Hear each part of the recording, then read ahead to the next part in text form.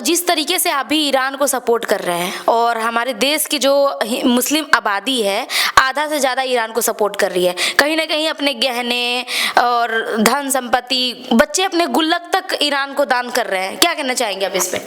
वो जो कश्मीर में कर रहे हैं वो भी कश्मीर हमारा भारत देश का हिस्सा है और वहाँ की जनता ईरान को जब देख रही है कि इस तरह से अमेरिका और इजराइल जिस तरह से गलत हमले किए और निंदनीय किए, गलत हैं और नहीं होना चाहिए इस तरह से, तो वहाँ की देश की जनता देख रही है कि जो ईरान में लोग मारे जा रहे हैं या ज़ख्मी हैं, तो उनका इतना बड़ा दिल के भाई कोई ज्वेलरी दे रहा है, कोई अपना सोना ला के दे रहा है, कोई कैश ला के दे रहा है, कोई जिस तरह तरह से वो लोग उनकी हेल्प करने की बात कर रहे हैं, तो वो उनका अपने मन की बात है कर रहे हैं। ये भारत देश है, भारत देश ने हमेशा सबका साथ दिया है और यहाँ की जनता भी बड़ी भावुक है, बहुत अच्छी यहाँ की जनता है और हिंदू मुसलमान की बात नहीं है। मैं आपको बता दूं, जब अमेरिका ने और इजराइल ने ये गलत किया तो पूरी जो विदेशी जो मुल्क हैं वो खुद ही नहीं आ रहे, वो साथ ही नहीं दे रहे अमेरिका के, भाई ये तो गलत किया आपने,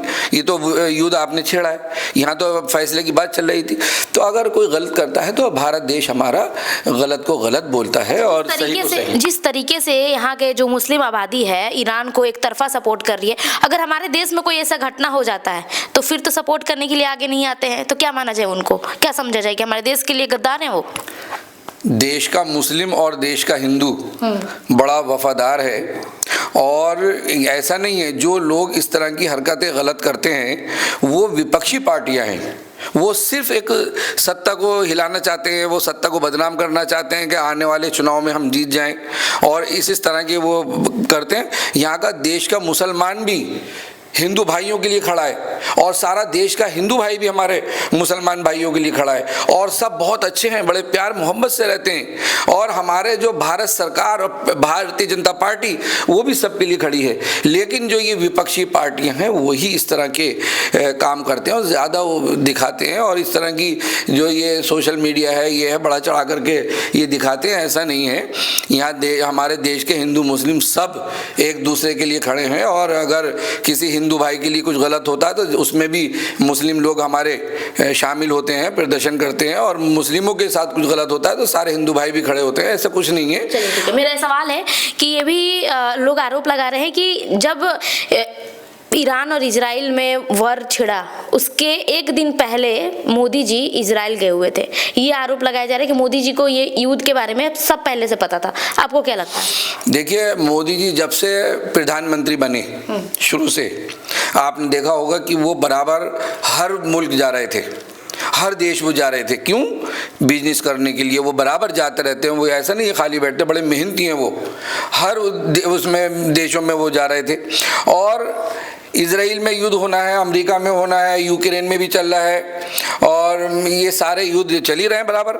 अब ये थोड़ी कि यहाँ पे हम युद्ध होने वाला है कि मोदी जी जाएंगे युद्ध कराएंगे, ऐसा कुछ नहीं है। मोदी जी अपना बिजनेस के लिए गए और अपने बिजनेस पर चलता रहता है, फाइलों पे साइन होते हैं, काम की बात चलती है, लेन देन की बात चलती है, किसी से पेट्रोल लेना है, किसी को चीनी देनी है, किसी को गेहूँ देना है, सारी चीज़ें ये चलता है, तो वो तो बिजनेस के लिए गए हैं। लेकिन ये आरोप लगाने की बात जो ये विपक्षी पार्टियां कर रही हैं, इनको ऐसा नहीं करना चाहिए और मैं ख़ास तौर से विपक्षी पार्टी से भी कहना चाहता हूं कि ये दुनिया का युद्ध है, इस तरह से प्रधानमंत्री जी को आप बदनाम न करें। प्रधानमंत्री जी अपना बिजनेस करने के लिए गए हुए थे इजराइल में और वो लोग तो लड़ाई लड़ते हैं, लड़ रहे हैं अपना, और ये भी पॉलिटिक्स है, एक दूसरे का, वो उसका तेल लेना चाहता है, वो उसका अपना कुछ अपना पॉलिटिक्स झगड़े हैं। ये कौन सा बिजनेस है कि मोदी जी एक दिन पहले आते हैं और युद्ध शुरू हो जाता है? नहीं, वो देखिए, जब मोदी जी वहाँ गए वापस तो आएंगे, फिर देश के प्रधानमंत्री हैं, पूरी दुनिया के प्रधानमंत्री इधर उधर जाते हैं, राष्ट्रपति जाते हैं और जाते हैं आ जाते हैं, तो ऐसा थोड़ी मालूम था कि आएंगे और आते ही वो युद्ध शुरू हो जाएगा या ऐसे हमले हो जाएंगे। क्या मोदी जी की बड़ी बात मानेगा अमेरिका या इजराइल? ये सब गलत बात है, इस तरह आरोप नहीं लगाएं ये लोग। और हमारे प्रधानमंत्री जी सिर्फ शांति चाहते हैं, सुकून चाहते हैं, देश में हम सब प्यार मोहब्बत से रहें ये चाहते हैं और विपक्षी पार्टियां इस तरह के आरोप न लगाएं। और प्रधानमंत्री जी इजराइल गए इजराइल से काम करने की बात है, कोई भी सबसे बिजनेस करते हैं एक दूसरे से, अमेरिका भी सबसे करता है, इजराइल भी सबसे करता है, और भारत देश भी हमारा सबसे करता है, ईरान भी तेल देता है, कुवैत भी देता है, ये सब एक दूसरे से बिजनेस के लिए हैं। और ये एक वक्त की बात है, आप ऐसा समझ लीजिए कि वो गए और वहाँ से वापस आए, बिजनेस की बात करके वो आए और वो आपस में लड़ रहे हैं। तो लड़ाई का तो कोई सर पैर होता नहीं है, कोई भी कभी लड़ाई लड़ सकता है, कोई कभी युद्ध छिड़ सकता है।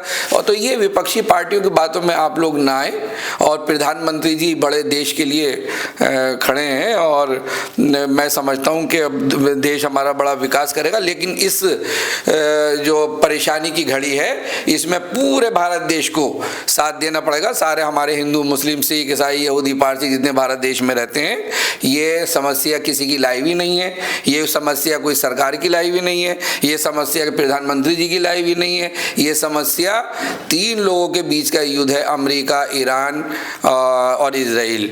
वहाँ युद्ध चल रहा है पूरी दुनिया में, वहाँ जो तेल के रास्ते बंद कर दिए गए। तो ये तो सारी जो प्रॉब्लम है, कोई आरोप लगाए तो किसी की बातों में नहीं आई है। और ये सारे विपक्षी पार्टियां सिर्फ चुनाव नज़दीक हैं, उत्तर प्रदेश में भी चुनाव होने वाले हैं, इधर दिल्ली में भी नगर निगम के होने वाले हैं, और जगह जगह होते रहते हैं। ये सिर्फ इन्हीं बातों का सहारा लेकर के चाहते हैं कि किसी तरह हम सरकार को गिरा दें, और इस तरह सरकार जाने वाली नहीं है। जिस तरीके से देश में हमारे हिंदू मुस्लिम इतना चल रहा है कि हिंदू ने मुसलमान ने हिंदू पे वार कर दिया और हिंदू ने मुसलमान पे वार कर दिया, जिस तरीके से चल रहा है हमारे देश में ज़्यादा देखने को मिलता है। आपको क्या लगता है कि विपक्षी पार्टी करवा रहा है ये सब चीज़? बिल्कुल, सारा हमारा देश का जो हिंदू मुस्लिम है बड़ा प्यार से रहता है, और एक दूसरे के लिए जान दे देंगे, बड़ी मोहब्बत से रहते हैं, और बड़े लंबे टाइम से पूरा हमारा हिंदू मुस्लिम भाई जो है भारत देश में प्यार मोहब्बत से रहता है। ये सारा विपक्षी पार्टियाँ आप देख लीजिए, आप बंगाल में देख लीजिए, जो टीएमसी पार्टी जो है, ममता बनर्जी जो है, किस तरह से युद्ध करा है। ऐसा लगता है जैसे वाकई युद्ध चल रहा है, जैसे वहाँ युद्ध चल रहा है, ऐसा हमारे बंगाल में युद्ध चल रहा है। ऐसा इस तरह से दंगे होते हैं, पलायन करने पर लोग मजबूर हो जाते हैं। ये सब उनके पास यही मुद्दे हैं कि हम हिंदू मुस्लिम करें, लड़ाई झगड़ा करें और हम जीत जाएं। और इनको सबक ले लेना चाहिए कि इस हिंदू मुस्लिम से कुछ होने वाला नहीं है। जो काम करेगा, जो विकास करेगा, जो देश का भला करेगा, जो सबका साथ, सबका विकास, सबका विश्वास, सबके प्रयास की बात करेगा, वही जीतेगा और उसका ही परचम लहराएगा।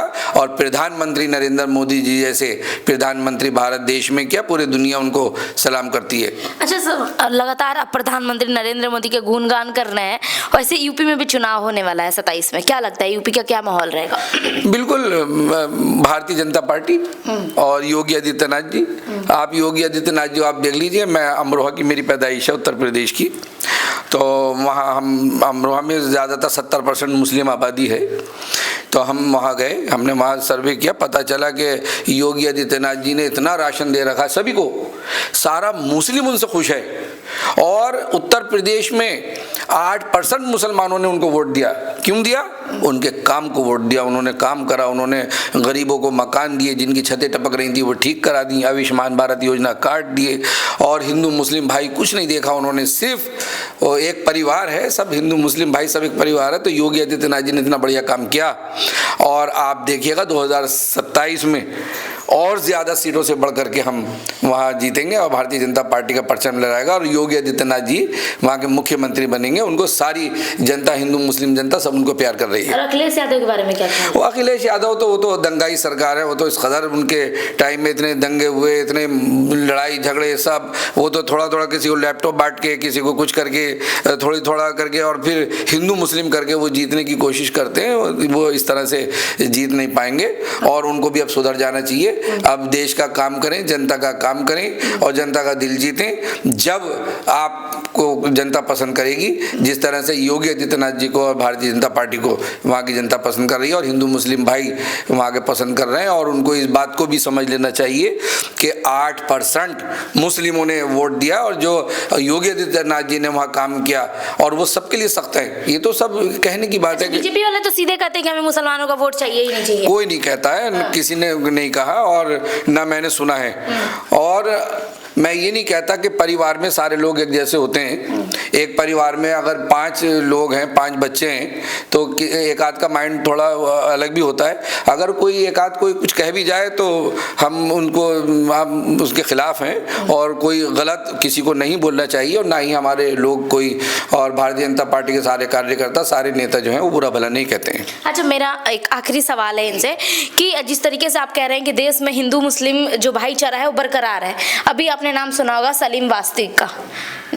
अभी रमजान के महीने में उनके ऊपर जो है हमला हो गया, उनका गर्दन काट दिया गया, क्या कहना चाहेंगे? देखिए, सब राजनीति है, विपक्षी पार्टियों के काम होते हैं। आप जब इन जांच एजेंसी अपना काम करती हैं और जब अदालतों में केस जाते हैं, कोर्ट में जाते हैं, वहाँ से आकर के सारी सच्चाई निकल के आ जाती है। ये हिंदू मुस्लिम का तो कहीं कोई मामला ही नहीं है। बड़ा प्यारा देश है हमारा, और सब बड़ी प्यार मोहब्बत से रहते हैं, और ये गर्दन काटने वाले भी और लड़ने वाले भी जो भी हैं, ये सारी विपक्षी पार्टियों के काम है। ये हमारे भारतीय जनता पार्टी का और भारत सरकार का और हिंदू मुस्लिम भाइयों का कोई काम नहीं है। हिंदू मुस्लिम भाई भाई।